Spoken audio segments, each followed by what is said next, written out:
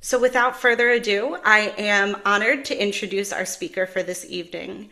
Dr. Eileen A. Dombo is a clinical social worker and educator in Washington, D.C. She has been providing trauma treatment and services to sexual abuse survivors since 1996 and has provided numerous clinical trainings on individual, couples, and group treatment for trauma survivors. In addition, she has worked with many organizations to ameliorate vicarious trauma and create trauma informed services. Dr. Dombo is an associate professor, assistant dean, and chair of the PhD program at the Catholic University of America. She began her teaching in 2000 while a doctoral student, and her research interests include testing clinical models of practice, exploring effective therapeutic intervention techniques in trauma treatment, addressing the links between trauma work and vicarious trauma, and moral injury. In addition, she has been the editor-in-chief of the Journal of Religion and Spirituality in Social Work, Social Thought, since 2019. Dr. Dombo is the former clinical director of the DC Rape Crisis Center and continues to practice independently in DuPont Circle. Based on her work and reputation among her peers, she has been named a top therapist by Washingtonian Magazine and Social Worker of the Year by the National Association of Social Workers, among other awards and recognitions.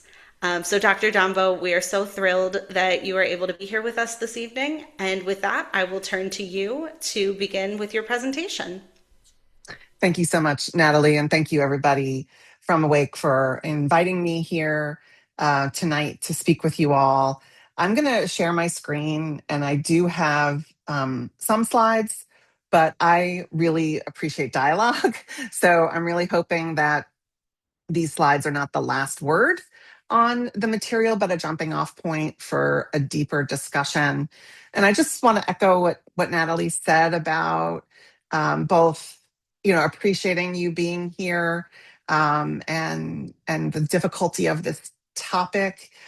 So please do utilize the techniques that were shared in the chat, your supports and your self-care in our time tonight. And I just want to say I appreciate you being here, whether it's you who've had this experience or a loved one, someone you care about. It's really important to keep talking about it. So I'm going to go ahead and share my screen, and we will get started. Okay. All right. So, as I said, this is a broad topic: boundaries, setting boundaries with other people, understanding what our boundaries are, is a really difficult topic, and is certainly one that raises a lot of issues for people, and we have different anxieties and comfort levels around what it means to put our needs out there and how we respond to other people who aren't respecting our limits and aren't respecting us. So just sort of for our framing of ourselves and what we're doing tonight, we're going to discuss boundaries. And we're going to discuss it in order to understand trauma and setting boundaries, how trauma affects our ability to set boundaries or our belief that we should have the ability to set boundaries. We're going to discuss the types of boundaries, or the most common types of boundaries, and explore challenges related to boundary setting. And my hope is that you'll all come away with strategies to use in your life.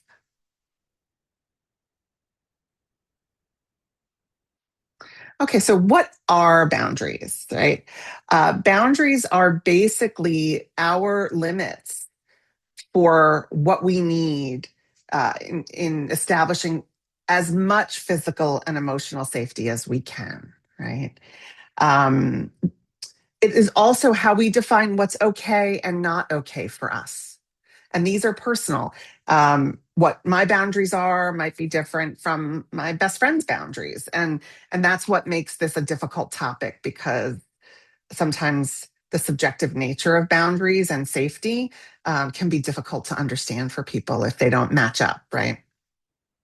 And boundaries are also personal limits that we have that uphold our autonomy.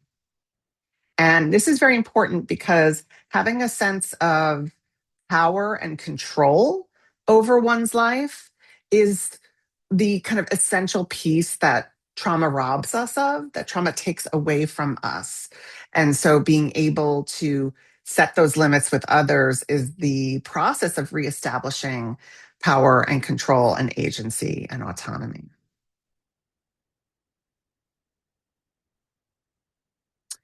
So, as I said, the experience of trauma impacts a number of issues related to boundaries. Our beliefs about our right to set boundaries and have them respected. Interpersonal trauma is really about the loss of power and control over ourselves, our physical boundary of what people uh, are allowed and not allowed to do. And that becomes really a big part of why trauma has a negative impact on our sense of a right to set boundaries. And so when I think about this, when someone does something to us without our very clear permission that that is acceptable to us, that we're comfortable with it, they are crossing our boundary. The lack of consent or permission or a verbal or nonverbal cue is a violation of a boundary. And when that happens to us at any age, but particularly at a younger age, it sends this message that this is not something you're allowed to do. This is not something that is within your rights. And so we have to relearn this, and that takes practice, and that can be scary, right? So, the types of boundaries that we're talking about here are a number of types, right? So, physical boundaries, like how close you can stand to me, whether or not it's okay to hug me, or even shake my hand or touch me in any way. That is a physical boundary. An emotional boundary, how much you're willing to talk about or share, either about your history with trauma, about your personal life. We set boundaries all the time by deciding, what am I going to tell this person or that person? What am I willing to share or not willing to share about me? What feelings am I willing to be vulnerable about? And those are all boundaries that we get to decide. Sexual boundaries, right? What sexual behaviors am I comfortable with? Am I not comfortable with? And certainly those are the ones that are most often violated with trauma. And so understanding that can become a really big part of therapy and therapeutic work of reestablishing those boundaries in terms of sexual intimacy. Relational boundaries, we hear a lot now about adult children cutting off contact with their parents or friendships that end. And those relational boundaries become really significant because we set boundaries in relationships so that we can maintain that relationship. And that the boundary that we set, if it's not respected, often does lead to having to cut off contact with that person. So, relational boundaries are probably one of the bigger boundaries we hear about now. And often we hear about these in social media. So, what you share or don't share on social media, your use or avoidance of social media is also a boundary. And that's a decision that you get to make about do I have an account? Do I use it? Do I post things? Do I share about myself? So those are the basic type of boundaries. Now, that's not to say these are the only kinds of boundaries, but these are the basic ones that we're going to talk about tonight. But if you have others, please feel free to bring them up. So if the boundary that you're thinking about and grappling with does not fall neatly into one of these categories, that's okay. I'll learn something and maybe add another category. But this is something probably that other people are thinking of too. So I hope you'll raise it in our Q&A. So why are boundaries so hard, right? Like, why does it make us feel anxious to tell somebody, I don't like that. Please don't do that. I'm not comfortable with that. Often the first feeling or the first thing that can bubble up is fear, right? They won't want to be friends with me, or that person will stop dating me, or they get angry at me. I'll lose my job. Um, it'll have social consequences. So fear can be a big piece in the difficulty setting boundaries with others. Shame can also be another factor where, why should I need to do this? Right? What's often the question that my clients we talk about a lot is, why me? Like what's wrong with me that I have to do this? And that shame can be part of other pieces for us individually, but it's important to understand that we have to set boundaries because of other people's behavior. That is something quote unquote wrong with us, that we have to set the boundary. It's that um, people aren't respectful or careful or um, you know aware that they might be hurtful to us, and that's why we have to set the boundary. The other one is we're conditioned not to set boundaries, right? We're conditioned to um, people please in a certain way, or be what people want us to be. And we see this with little kids all the time, like, meeting a relative they've never seen before. Go hug Aunt or Uncle so and so, right? And so we're conditioned to override our internal alarm system, or our internal voice that says this isn't comfortable for me, to make everybody feel okay. And so that conditioning is a deep, deep part of this dynamic. And boundaries are hard because when we have histories of trauma, we can be a little less present, or we can be dissociative when we are faced with difficult situations. And so that kind of fuzzy feeling, that feeling of I don't really know how to handle this, or I don't really know what's going on, can have a negative impact on our ability to communicate what our boundary is, communicate verbally or non-verbally. So these are just, again, some of the reasons why setting boundaries can be really hard, and why just even being able to um, generate our boundaries, like list what are my boundaries here, what's my boundary with this or that, or just feeling free and empowered to do that can be difficult. Boundaries are also impacted by our particular types of trauma responses. And so many of you probably have heard these terms, fight, flight, freeze, or fawn, as kind of standard trauma responses when faced with these situations. And they can affect how or if we can communicate boundaries. Um, so the flight, freeze, and fawn are often the most typical ones where we don't stay to discuss why what you're doing is making me uncomfortable or what my comfort level is. We just remove ourselves from the situation. Freeze is just the basic, I can't, the dissociative state. I can't really communicate things. I don't really have the capacity, the deer in the headlights kind of experience. And the fawn response to trauma is extremely negatively related to the ability to set boundaries, because it pulls us to people please, or to make those who are making us feel uncomfortable feel better, so that they're okay, that it's okay that they did that, or you're not upset, right? The fight response is often what people who engage in a fight response with trauma often kind of weaponize a boundary in a way where they'll say, you can't talk to me, or they'll hang up on the phone, or it's hard to stay in relationship to talk about a boundary, because the fight is such a strong self-protective response, right? That it becomes really, really difficult to stay regulated and stay within yourself to communicate what a boundary is.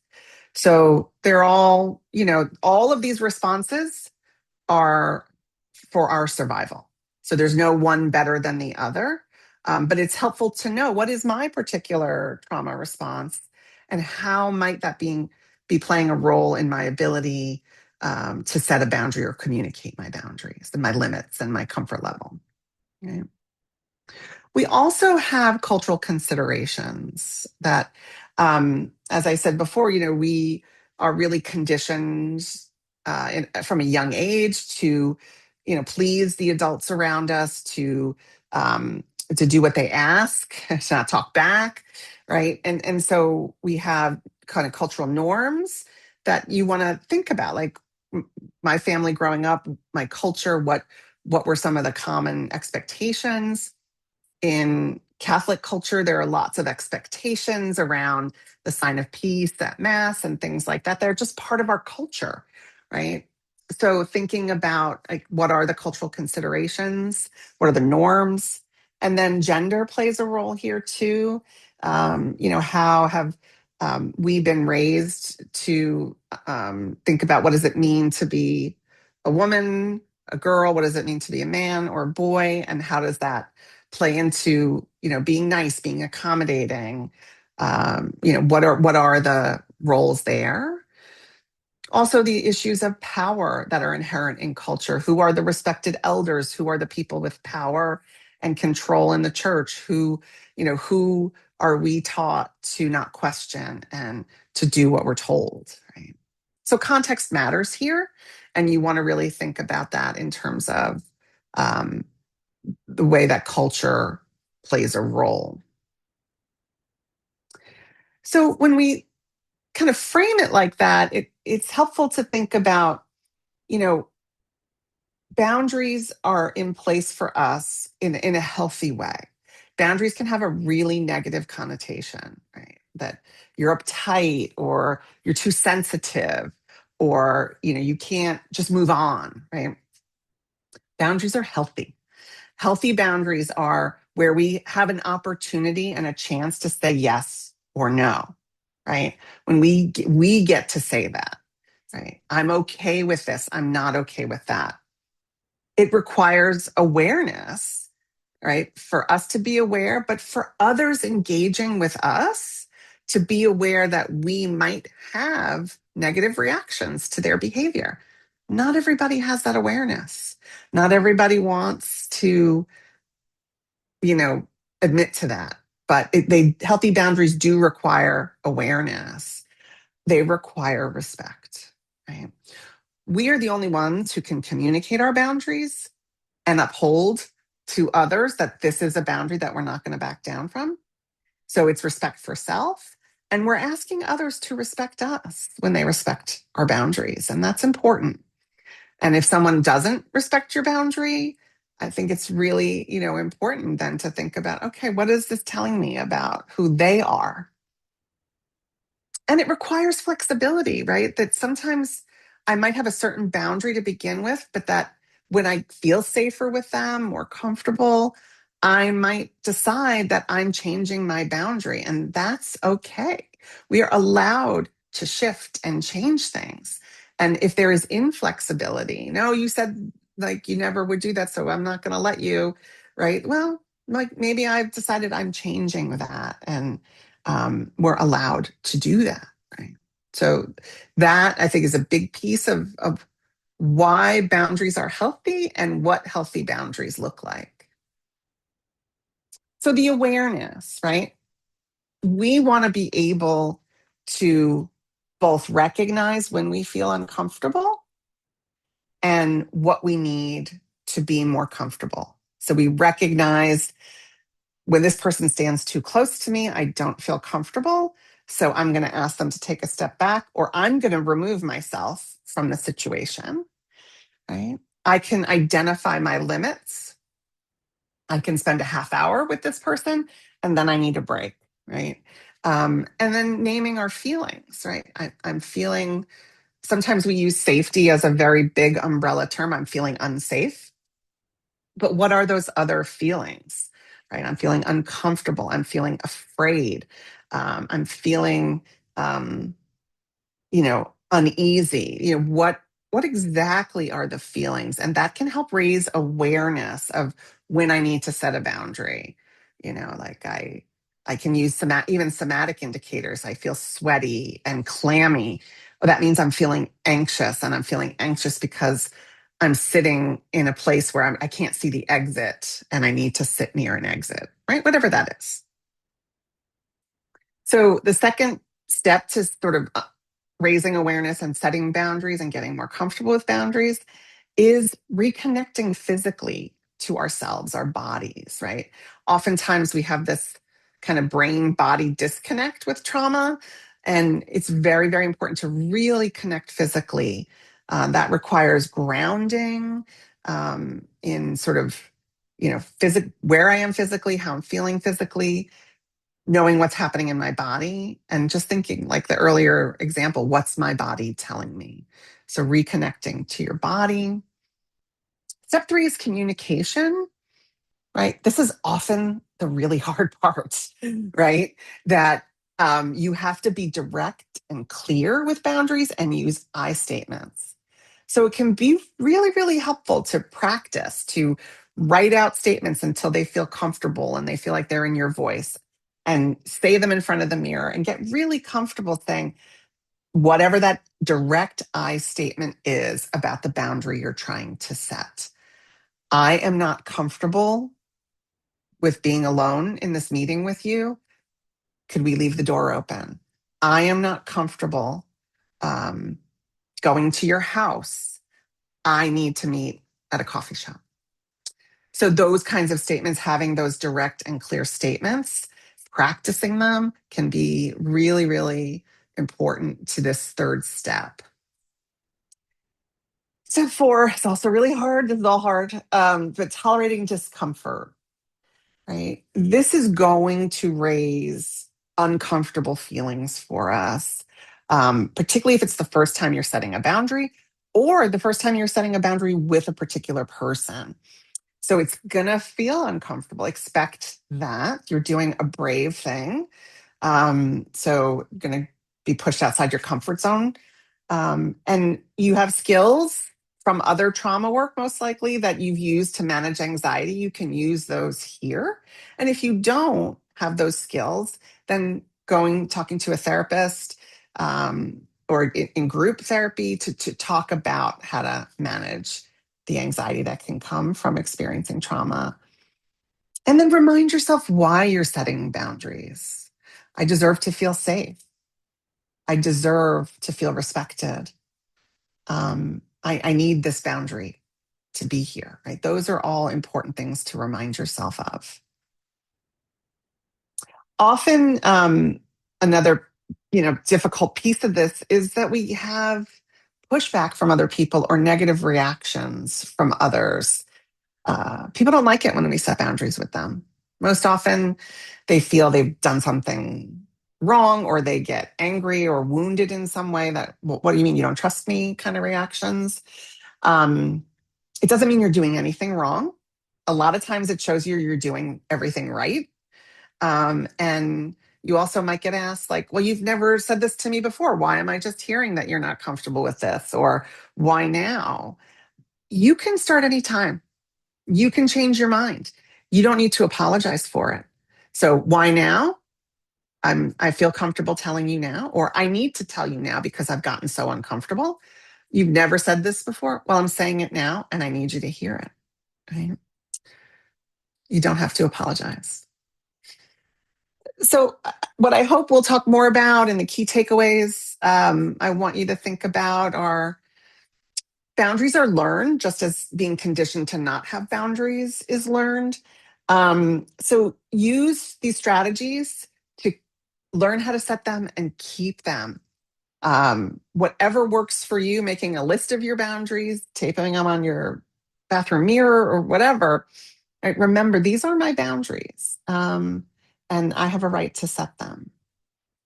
Also, remember that healing takes time, and you're not going to get this right every time. So, small steps matter, making these incremental changes matter. And that's what's going to be really important is, okay, you might stumble sometimes, or it might not go the way you had hoped, but it takes time, and the small steps lead to bigger steps. And you're the only one who can do this for yourself. You are the one who can set that boundary, who can communicate it clearly and directly and take action if it's not respected. So that's got to come from you. There are lots of people who can help you think it through and think about how you're going to do it, but it is a tough step that can only come from you. So with that, I'll stop sharing and see what folks think. Thank you so much for that, Dr. Dombo. I know we all have our cameras off, but I was sitting here nodding along, and I'm really excited for where the rest of our conversation is going to go. There's a lot of nuggets of wisdom there. So I do want to remind folks that if you have any questions that you'd like to submit to us, you'll see that Maddie has the word questions by her name in the chat. You can send her a private message, and we would be really happy to hear what you want to talk about this evening. So, to get us started, as we've been preparing for this conversation, our team has heard from a number of people who are trying to navigate how to be generous with their time and Mhm. gifts without also extending themselves or overwhelming themselves. Sometimes within church settings or anytime when our desire to give is motivated by faith, this can feel like a particularly complicated thing to navigate.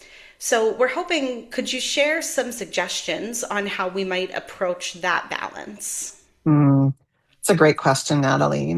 We feel passionately about things that we tend to spend our time on, right? So it helps going in to a new month, even, to say, what what is a realistic commitment for me?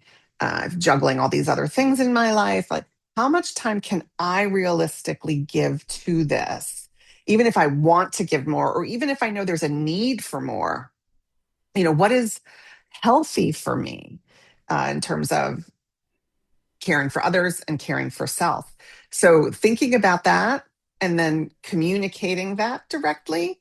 This month I can give X hours a week to this, you know, and not apologizing for it. I think we often our go-to when we set a limit or a boundary is, oh, I'm so sorry, but just communicating it factually. Right. This month I have a lot of things going on. I can give X numbers of hours a week to the soup kitchen, the office admin tasks, EM duties, So these are kind of statements, right? And if you do your own math in your schedule and then tell them what you can commit to, it doesn't feel so squishy because time can often feel like, oh, I've got time. I mean, what else am I doing, right? To think like, no, I've got to go grocery shopping. I got to cook dinner. I got other people in my life to care for, other tasks, maybe a job, right? So thinking about realistically, what is it that I'm doing where I can navigate that and I feel like I'm not giving too much of my time or feeling that my time is taken for granted. Yeah, that is wonderful. And it connects back almost for me to that point that you can set a boundary at any time. And I wonder if having those maybe monthly or weekly reevaluations makes it a little bit easier for you to practice Mhm. setting those boundaries if it's a part of your routine life. Exactly. Yes, exactly. Yeah. So, thinking a little bit more about some of those discomforts, the anxiety that comes when we set a boundary. One internal reaction to setting a boundary can be the impulse to over explain the reason Mm, behind our decisions. What mhm. are some ways that we can think about or practice managing that impulse? So that has to be practiced over time, right? Like just as like, oh, I'm sorry, I'm so sorry. We have to like bite our tongue with it. Like the idea that no is a complete sentence. We hear that a lot, but it's hard to internalize that. So practicing just factual statements as opposed to trying to convince somebody else that your boundary is okay, right? That can be really, really a big piece of it. So being just very factual about this is what I can do, this is where my line is or where I'm comfortable. Uh, again, the practice of the words can be really helpful. So just writing them out or thinking about what I want to communicate and just full stop, like in a 1 or 2 sentence max. How do you want to communicate this boundary? That you don't owe anybody an explanation for it. It's your comfort level and end of story. Right. Thank you. Um, One person shared with us that um, I have found it hard to set boundaries in relationships where I have a high level of respect for someone. It can be difficult for me to validate myself and my own experiences if they seem to contradict what is held as true or even more convenient for the other person. Mm. How might you practice that this person practice setting those kinds of boundaries? Yeah, that's really can be all these can be tricky, but that can be really tricky because when we respect someone like that, where we see them as like a mentor or a spiritual guide or, someone we look up to, we can feel that the boundary then can be almost like insulting to them. And I put that in quotes because boundaries are not an insult, but we don't want to offend them. We don't want to make them feel uncomfortable. And so to be able to frame this as, I want to keep meeting with you regularly. I find our meetings really helpful. I need to limit them to 45 minutes. And I just wanted to communicate that to you at, when we've been meeting for 45 minutes or so, I'm going to need to end the meeting. Right. Like, or, I can only go to 2 meetings a month with you and I don't have the capacity to do more than that right now. Right? Whatever the context is, um, one of the things that I think bears repeating is that we set boundaries in order to maintain relationships. So what can really erode the relationship with someone that you feel a lot of respect for is working outside your comfort and then feeling maybe resentful of them, or it can shift how you feel about them. And so being able to say, well, I need to communicate this to them so that they know where my comfort zone is, and give them a chance to respect that, give them a chance to show me that they respect that.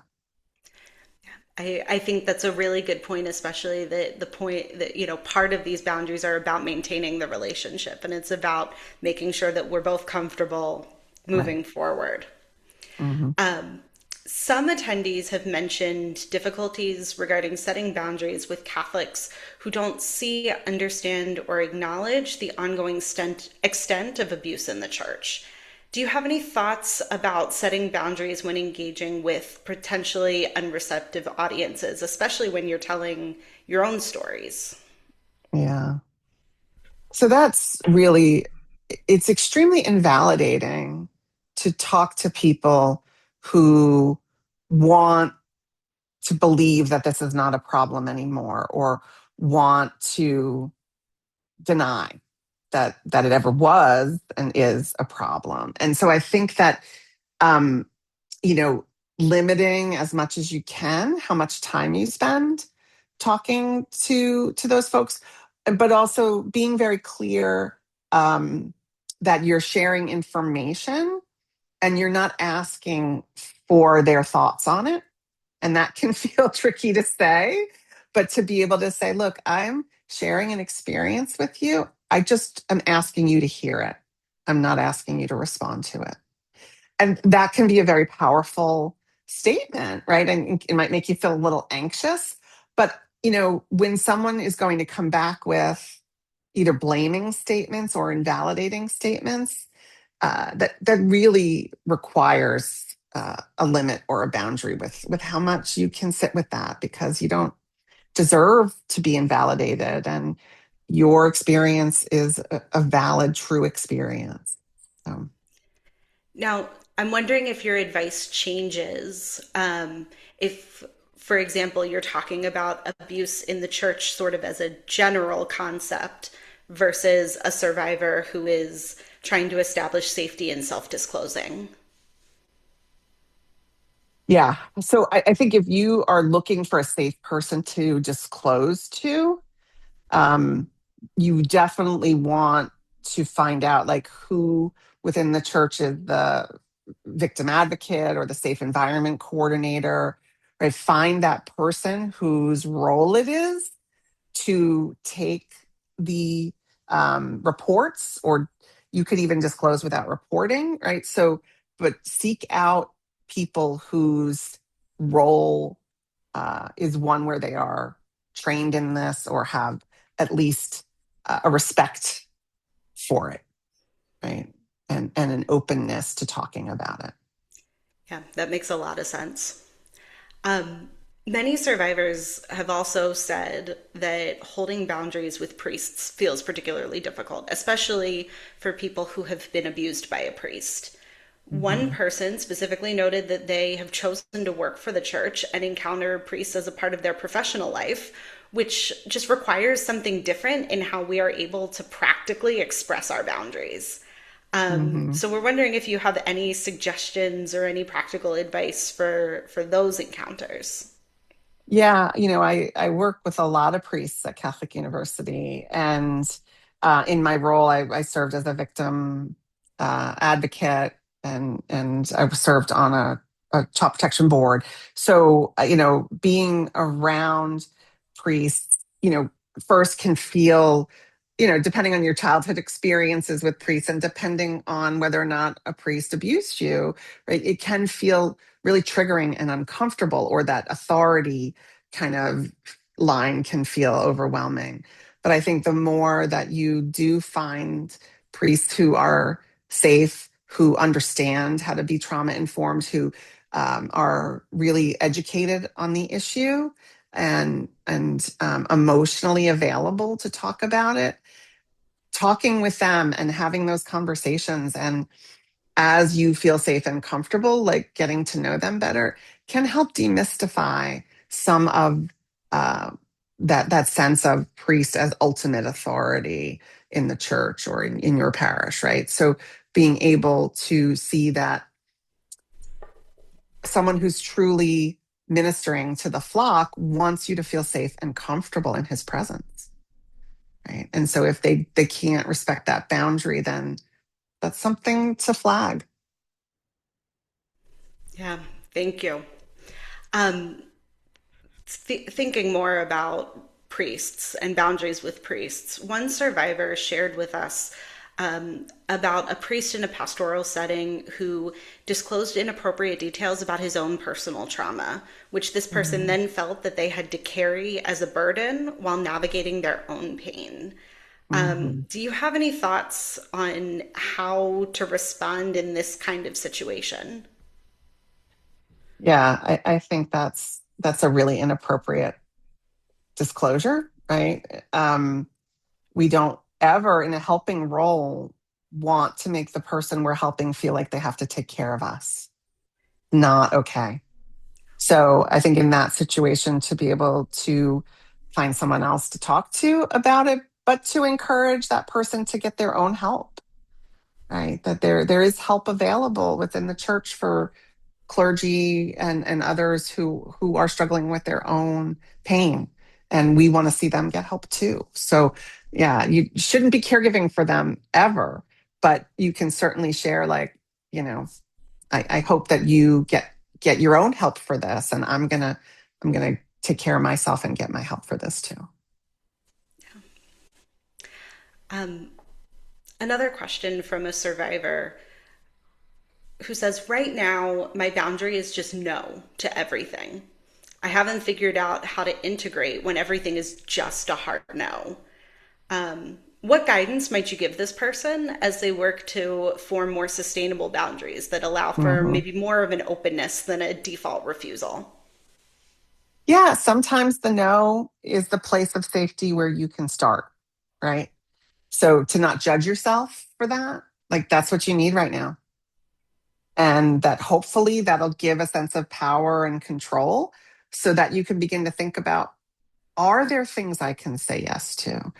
Are there things that I feel I can enter into and feel safe, and that's, all levels of safety, but feel like I can put a toe in this and I can step back to the place of no, And I can do that until I feel I can take another step, right? That again, it's not linear. Healing is not a linear process. There's no timeline on it. And things change as we change. And so if no is the place you need to be right now, that's the place you need to be, and we'll meet you there. And then decide what's next. Decide, what do I need to do within myself? What do I need in my environment to find things that I can say yes to? So, this next question is, I think, an excellent follow-up question. Another survivor says that for her, attending Mass alone has been a long-standing trigger. She says that she's Mm, okay with knowing that for now it's important for her to have someone else attend Mass with her, but she desires to revisit that decision as she heals and discover whether that boundary can be safely expanded. So she asks, what are signs that I'm ready to test that boundary? Does the mm, desire to test that boundary mean that I'm ready to test it? And how can I best prepare to test it and challenge myself, but not be paralyzed by this fear of failing? it's a great question. I love the way it's framed. Like, I think the curiosity about readiness to test it does indicate some readiness. Is it 100% readiness? Maybe, maybe not. And so I think it's helpful to try things almost as a hypothesis or an experiment. Like, it's not whether you succeed or fail, it's what you learn from it, right? So, can I go to Mass by myself and stay the whole time? Or, can I go to Mass by myself at all for any period of time, right? To think about it that way, um, you know, can you talk to somebody, who might feel safe to know that this is a boundary that you're trying to deal with? And can they maybe wait outside in the car while you go into Mass? And if you need them, you can text them and they can come in, right? Like, what are some ways to try some movement on it, right?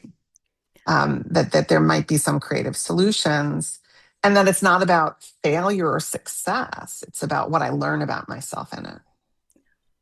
And I'm almost hearing within some of those creativity that almost opens you up to more than that binary of failure or success. Right. Because maybe it wasn't the whole thing was a failure, but this piece didn't work for me today. And so I'm going Hmm. to try something different next week. Right. Right. It's about our flexibility. Yeah. Yeah. Um, Another question, how can we handle the feelings that arise, like guilt or questioning the boundary that you've set, when you feel the need to step away from relationships due Hmm. to continuous boundary overstepping? Mm. Yeah. Yeah. It's painful because we don't want to lose these relationships, right? We've communicated a boundary because we want to maintain the relationship. And so when someone isn't able to consistently, heed that boundary, I'll say, I don't know, because I don't know whether it's about respect or not respect, but heed it and follow it and comply with it, that there's something else going on for them, right? Like that they have a hard time complying with the boundary. And that's nothing you can fix for them. And so being able to say, I need to pause the time I'm spending with this person, because it's not healthy for me, because my boundary keeps getting overstepped. So I'm going to give them the space to work on this, and hopefully they can understand why this is hard for them, and perhaps in the future we can have a relationship again. But for now, I need to pause to take care of myself. And I think that piece, we tend to think about things as like, I'll never be friends with this person again, or I'll never have this person back in my life. And the flexibility of boundaries is that I can say, like, you're not respecting my boundaries, so I can't be in relationship with you. But if you find that you are able to, then we can talk. I can be flexible on that. I'm not going to say I will never ever be in contact with you. Right? So, but it's not about then moving your boundary. to make them comfortable. Yeah, I really appreciate that the flexibility is in what happens moving forward, but isn't in what needs to happen for me to be safe right now. Exactly. Yeah. We have had so many wonderful questions come in, and I just want to encourage folks that if anything has come up for you as you're listening to these responses from Dr. Dombo, please send your questions into Maddie Cash, who has the word questions in her name in the chat box. We would be happy to hear even more from you all. So, our next question from a survivor in our community who shared, once I've set a boundary that I know comes from the direct result of my abuse, I often become extremely angry and hard on myself. I feel Mhm. needy and become upset that I have PTSD and I can't do things the way that I used to before the abuse. How do we hold compassion for ourselves in these moments, particularly when our boundaries need to become more structured? Yeah. Yeah. I think it is the sort of the the way that we are, give ourselves grace, and the way that we are gentle with ourselves. That, yes, in many ways, trauma, any form of trauma, in the immediate aftermath and sometimes for a long time after, fundamentally alters our sense of safety in the world. Right? It just does. And we didn't do that.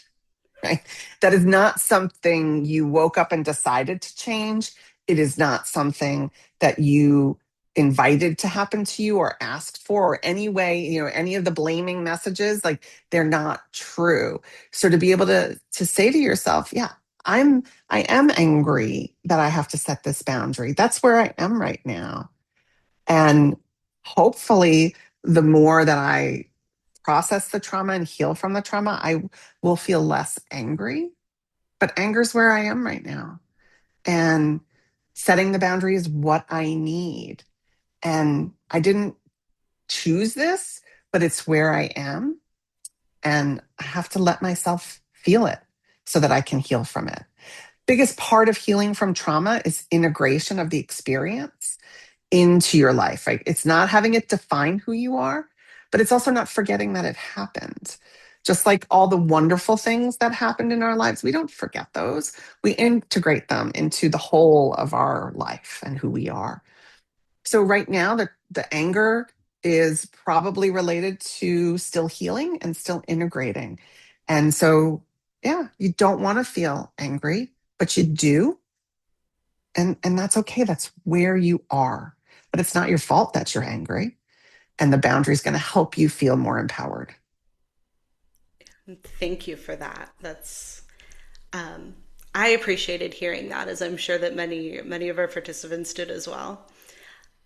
So now we want to think about a slightly different type of boundary. One scenario that can be really challenging is in our professional lives, especially in an era when so many people are doing more remote work, more work from home. If I say that I want to hold myself to logging out of my email at 6 o'clock and not checking it again until 9 o'clock the next day, whether or not I maintain this boundary really kind of primarily impacts me.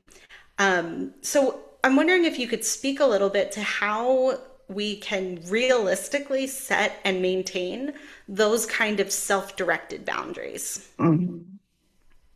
Yeah, I admit boundaries in my emails are not my strength. Like, I will check boundaries. I mean, I will check my email, even when I've said, like, that's it, I'm done for the day.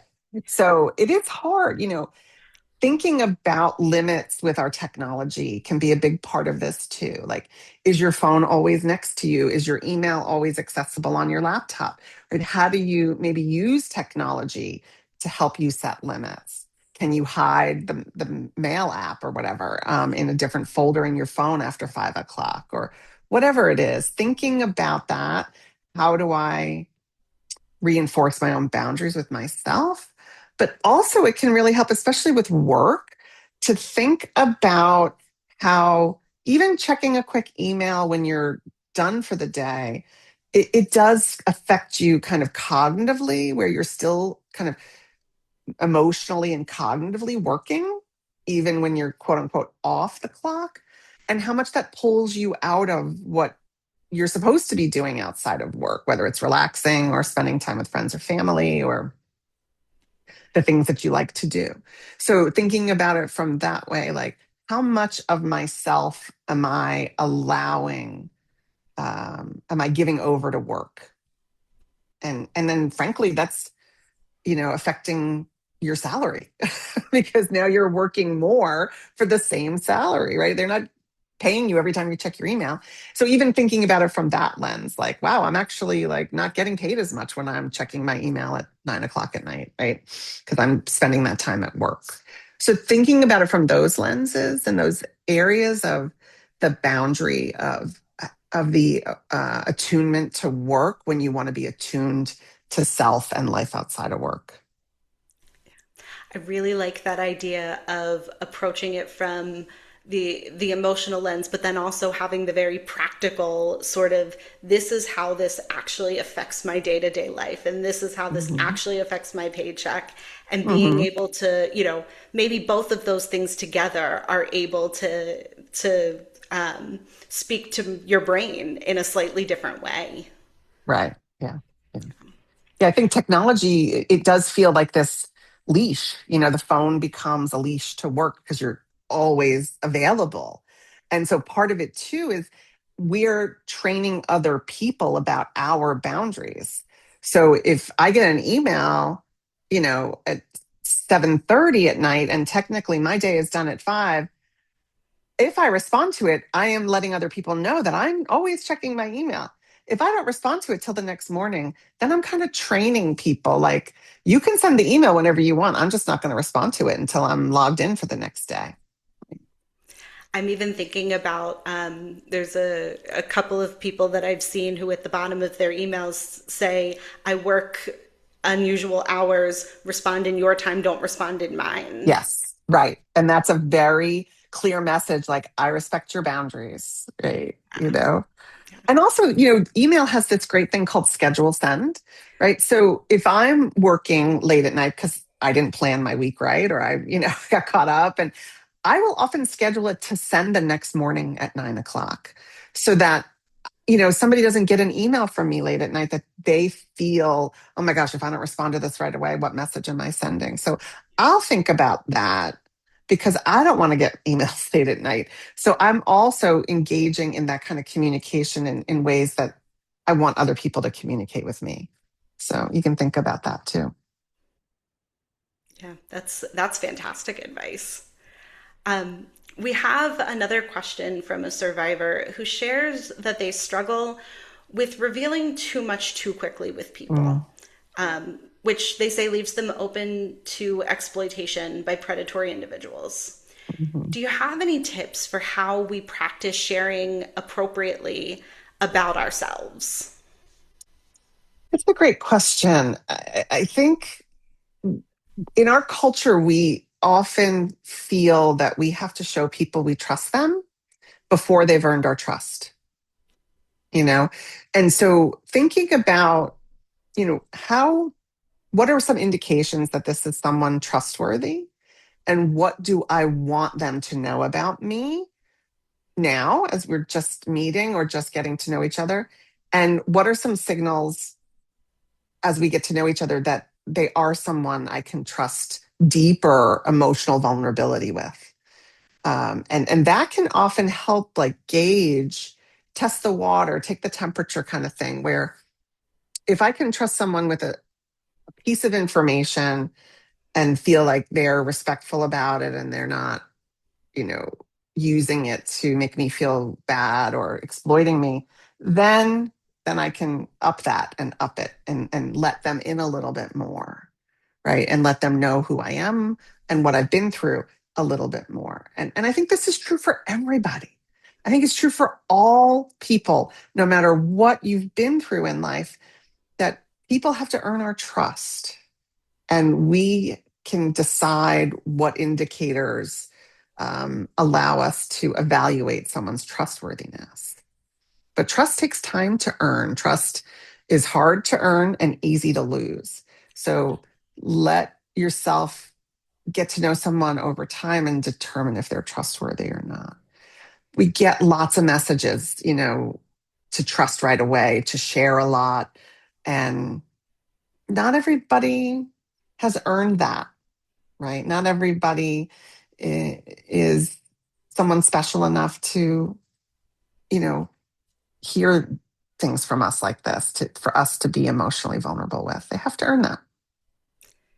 That is an excellent reminder. Thank you for that. Um, a participant shared that some necessary boundaries have meant leaving my parish and the loss of many friends. Mm. It has brought about an unexpected sense of isolation. I have friends through Awake, but no one near in proximity. Do you have any thoughts about handling and coping with isolation due to boundaries that I must set? Yeah, yeah. This is true for a lot of people, right? That we there's a lot of grief and a lot of loss when removal from community or relationship has to occur to feel safe, and that balancing, this is what I need to do for me, and valuing myself and my boundaries, and the loneliness that can come from that is a tricky balance. And I think counseling can be really, really helpful. Support groups can be really helpful. That I would imagine that there are people in your area who have left that parish, maybe for similar reasons or other reasons, um, or that there are other Catholics in the area who might be involved in other groups or other communities. And so thinking about, is there a parish nearby where there is a group for survivors, or is there another community that might feel welcoming? That's not, you know, maybe the only option in your area. Maybe it is, depending on where you live, that the parishes are far apart. So maybe you want to look more at a virtual community, connecting to people. But there might be um, other ways to connect without feeling like, oh, I've got to go back, and to not feel lonely, and that there are other people to connect with. So I would think to try that way, and maybe speaking to the VAC of a nearby church, and talking with them, or the safe environment coordinator, and talking with them for any ideas they have. Another participant has shared about some recent boundaries that they had to set with a family member who has been detrimental to their healing process. They shared, I am currently taking space. At this point, they've shown they are unlikely to change their disposition toward me. Unfortunately, I can't cut ties with this person. Any suggestions on how to keep them in my life at an arm's distance? Mm. So, yeah, I think that limiting how much time and how often, if possible, can help with that. You know, it's hard to say, not knowing kind of the reasons for having to keep them in your life, but um, yeah, just thinking about, are there, when I have to engage with them, are there other people I can have around me to feel like I have supports? Or are there things I can have with me? Sometimes just having, if you have to engage with someone who makes you uncomfortable, or who violates your boundaries, who doesn't respect them, having something concrete to have in your pocket or to wear, sometimes a miraculous medal, or something that has meaning to you to wear, to help you feel protected when you have to engage with them, can be really empowering, right? That you can get through this, you can engage and then step out. And then what do you do for self-care after? I think sometimes we just focus on getting through the experience, but what are some things you can set up safe people in your life to talk to about it, to be able to debrief from that experience, so that you feel cared for after having to engage with someone who you don't feel cared for by. Thank you. I just want to remind folks that we still have some time for questions. If anybody has anything that they'd like to share, you can send those to Maddie Cash, who has the word questions in her name in the chat box. One survivor asked about possible connections between scrupulosity and struggling to set boundaries. Yeah. I think they're really, yeah, they're really connected. And I think that when we feel we're doing something wrong, it's going to be even harder to set the boundary. So really thinking about, what's driving for me this sense of scrupulosity, and how do I balance that with why I'm setting the boundary?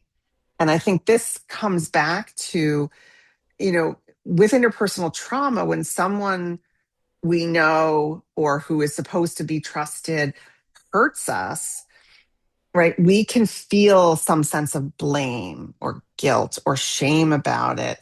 And we have to remember that we haven't caused or created someone else's behavior, right? It is not our doing. That they chose to do this. They chose to cross the line. They chose to violate their role and our sanctity as a human being, right? So to be able to think about that, right? Like, I'm setting these boundaries because of what other people have done to me, and this is what I need to feel safe. And it is not anything I need to feel ashamed about, or it's not anything that is a negative indicator about me. Right? It's an indication that I have felt unsafe in environments and other people have made me feel unsafe. Thank you for speaking to that. Another type of boundary that some people have said is especially complex is when you're trying to set boundaries in relationships between parents and adult children, whether you are the parent or the adult Mhm. child. One survivor wrote to us about living with her parents and feeling the dynamic shift as though she is now the parent in the relationship. Mm. Do you have any suggestions for how to hold healthy boundaries in that relationship from either the perspective of the parent or the child? Yeah, in most parent-child relationships, like, things shift over time, right?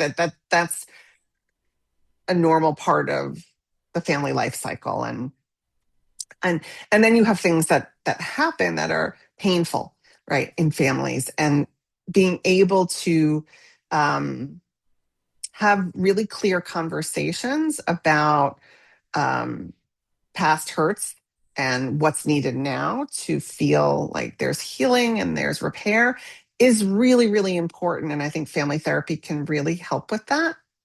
Not all families feel that they can or want to do that for various reasons. And so, in those situations, just to be able to ask, like, I'm asking you to hear what I'm needing from you. Like, just being very direct and clear about that. I'm asking you to, without responding, just to say, I'm here, regularly repeat what I'm saying, not respond to what you think about it or even how you feel about it. Like, we can talk about how you feel about it, but I just need to know that you're hearing that this is a boundary I am needing. Um, and because sometimes when you tell me how you feel about it, then I feel like a responsibility to care for you because it's upset you or you're angry about it, right? So just to be able to sort of start with, can you just focus on what it is I'm needing you to hear? And then we can try to go from there. And in a situation where they're not able to hear, and the response to that is, well, no, I want to continue to talk about what I think about it, then what happens? You have to have some kind of response of, I'm finding that painful, or I'm finding I'm not able to hear that right now. Um, and maybe we can try this again at another time, but this is what I'm needing right now. And I think that's a really common dynamic where, someone has communicated a boundary, the other person is hurt by that boundary, and we can't get out of that back and forth. this is what I need. Well, now I'm upset, I'm hurt, right? And so sometimes you can't really move the needle on that without external help in uh, navigating that communication. And it sounds too like that still really comes back to the boundaries are about what I need. And the boundary is really at the end of the day about me feeling safe in this relationship. Yeah, yeah, yeah. Um, One survivor shared, I personally have not met any priests who understand the dynamics of clergy abuse and the resulting trauma that survivors experience. Virtually every priest I have talked to, although trying to listen and be present to my pain, seems to want me to forget and move on. The Mm. survivors shared experiences of priests asking unhelpful questions like if they had fallen in love with their abuser or implying that the abuse was somehow their fault. They're feeling really tired and weary and are really no longer interested in reaching out to priests for help. Do you have any thoughts for this person? Yeah, I think that, first of all, I'm sorry. Like, that's such a terrible experience to have. It's not okay. Those responses are not okay. And I think that, um, there are certainly, it's understandable that you just have grown weary of finding a priest who can have an appropriate and helpful conversation with you about it. Um, and so maybe that's kind of where you are for now, and that's where you're okay kind of being. But it also sounds like you would want to have this conversation with somebody. And um, I think that if that's the case, there are priests who have, you know, really been educated on this, who study this. Monsignor Stephen Rossetti at Catholic University studies this. He's written a lot about it. So there are uh, other priests out there who do really know how to respond and know the pain that this has caused, and can have that conversation in blaming or inappropriate ways. So I'm happy to try to connect you with some of those folks if that might be helpful. But it's also okay if you're at a place where you're like, I'm sick of trying. And that's where you are right now. And maybe later you'll feel flexible with that boundary. So either way, I think you've tried to talk to some priests about this, and it has been very unsatisfying and unhelpful, and that would be an appropriate boundary. Thank you. Um, what are some of the ways that you have seen the discussion of boundaries evolve? And where, if you could take a guess, where do you think it's headed? It's a great question. I think thanks to social media, conversations about boundaries have gotten really broad. You definitely have a lot of mental health professionals who have TikToks about it, and people who've shared, like, I've set boundaries with my family or this person or that person, and this is why. And so social media has really normalized boundaries, as well as a lot of mental health language and a lot of mental health values and care for our mental health.